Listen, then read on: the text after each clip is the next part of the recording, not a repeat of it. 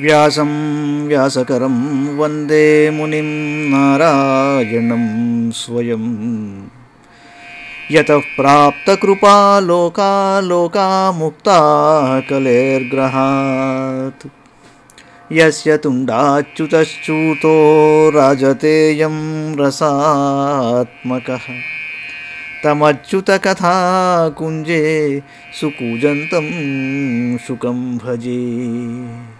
శ్రీధరం శ్రీధరం వందే శ్రీధరైకపరాయణం. శ్రీధరం శ్రీధరం వందే శ్రీధరైకపరాయణం. యస్యైవ శ్రీప్రసాదేన శ్రీధరేయం కృతిః కృతా. రాధాభక్తిర్హరిర్జ్ఞానం తాభ్యాం yeah చ సమన్వితా తాం శ్రీభాగవతీం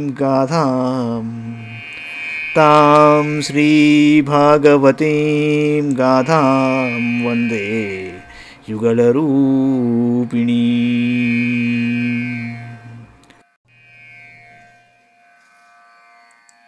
భాగవత మహాపురాణంలోని 7వ స్కంధంలోని 8వ అధ్యాయంలోకి వచ్చాం.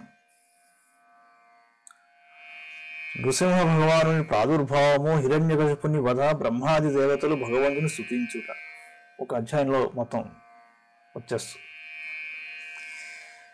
నారదోవాచ అథ దైత్యసుతా సర్వే శ్రుత్వా తదను వర్ణితం జగుర్నిరవద్యత్వాన్నైవ గుర్వనుశిక్షితం. నారదుడు అన్నాడు, ప్రహ్లాదుని ప్రవచనమును విన్న పిదప దైత్యబాలుడు అప్పటి నుండి నిర్మల మనస్సుతో అతని ఉపదేశమును పాటించడం మొదలుపెట్టారు. గురువుల భౌతిక విద్యపై వారు ఏమాత్రమూ శ్రద్ధ చూపలేదు. అథాచార్యసుతస్తేషాం బుద్ధిమేకాంత సంస్థితాం ఆలక్ష్య భీతర్స్వరితో రాజ్ఞ ఆవేదయద్యథా. శ్రుత్వా తదప్రియం దైత్యో దుస్సహం తనయానయం కోపావేశ చలద్గాత్రః పుత్రం హంతుం మనోదధే. క్షిప్త్వా పరుషయా వాచా ప్రహ్లాదమతదర్శనం ఆహే క్షమాణః పాపేన తిరశ్చీనేన చక్షుషా. ప్రశ్రయావనతం దాంతం బద్ధాంజలిమవస్థితం సర్పపదాహతైవ శ్వసన్ ప్రకృతిదారుణః.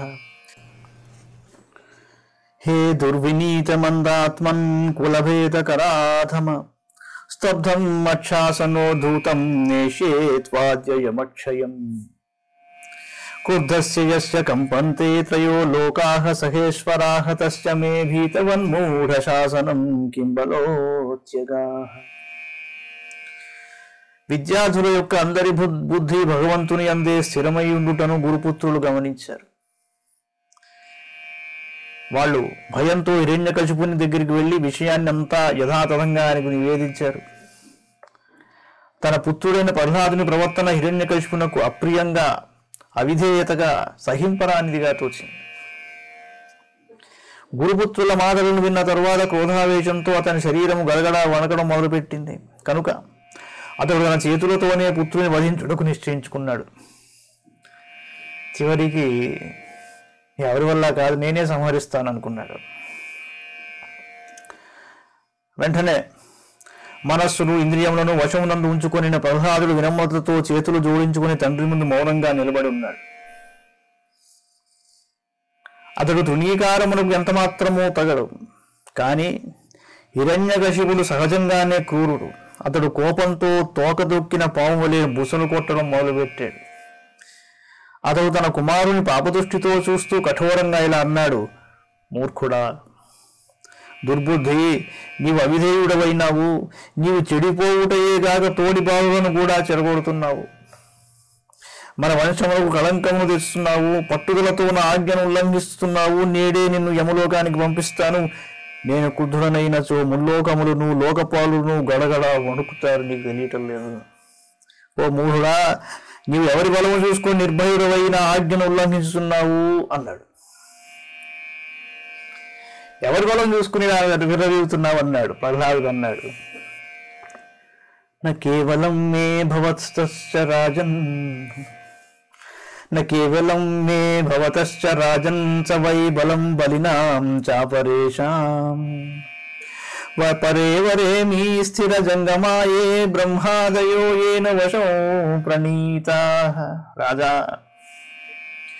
బ్రహ్మ మొదలుకొని గడ్డిపోచ వరకు చిన్న పెద్ద చరాచర జీవులన్నీ ఆ భగవంతుని అధీనములోనే ఉన్నాయి. నాకే కాదు, నీకును జగత్తులోని సకల బలశాలులకును కేవలము అతడే బలము. స ఈశ్వర కాలౌరుక్రమో సా ఓజస్సహ సత్వ బలేంద్రియాత్మా స ఏవ విశ్వం పరమస్వశక్తిభిః స ఏవ విశ్వం పరమస్వశక్తిభిః సృజత్యవత్యత్తి గుణత్రయేషః. తండ్రి, ఆ శ్రీహరియే మహాపరాక్రమశాలి, సర్వశక్తిమంతుడైన కాలస్వరూపుడు. సమస్త ప్రాణుల యొక్క దేహేంద్రియ మనోబలములకు అతడే మూలము, ధైర్యము. ఇంద్రియములు కూడా అతడే, ఆ పరమేశ్వరుడే తన శక్తుల ద్వారా ఈ విశ్వమును సృజించి పాలించి లయమునొచ్చుచున్నాడు. త్రిగుణములకు అతడే స్వామి. జఘ్యాసురం భావమిమం త్వమాత్మానః సమం మనోధత్స్వ న సంతి విద్విషః ఋతేజితారాత్మన ఉత్పథస్థితాత్ తద్ధిహీనం తస్య మహత్సమర్షణం. రాజా, మీరు మీ అసుర భావమును త్యజించండి. మనస్సులో అందరి ఎడల సమాన భావమును కలిగి ఉండండి. మనస్సు చెడు మార్గముల యందు పోతూ ఉంటుంది. మనోనిగ్రహం లేని వానికి ప్రపంచంలో అది తప్ప వేరే శత్రువు ఎవరూ లేరు. అందరినీ సమాన భావంతో చూచుటయే భగవంతునకు చేయు గొప్ప ఆరాధన. దస్యూన్ పురాశన్న విజిత్య లుంపతో మన్యంత ఏకే స్వజితా దిశో దశ జితాత్మనో జ్ఞస్య సమస్య దేహినాం సాధోః స్వమోహ ప్రభవాః కుతః పరే. తండ్రి, తమ సర్వస్వమును కొల్లగొట్టునట్టి ఇంద్రియములు అన్నిటి బందిపోటు దొంగలపై విజయం సాధింపని వాడు నేను దశదిశలను జయించాను అని భావించువాడు మూర్ఖుడు. జితేంద్రియులైన మహాత్ములు, జ్ఞానులు సమస్త ప్రాణుల ఎడ సమభావమును కలిగి ఉండి వారు అజ్ఞానజనితమైన కామక్రోధాది అంతఃశత్రువులను నిర్మూలించెదరు. ఇంకా వారికి బాహ్య శత్రువులు ఎలా ఉంటారు? ఉండరు కదా అన్నాడు. మంగళం భగవాన్ విష్ణు, మంగళం గరుడధ్వజ, మంగళం పుండరీకాక్షో, మంగళాయతనో హరి. సర్వం శ్రీకృష్ణార్పణమస్తు.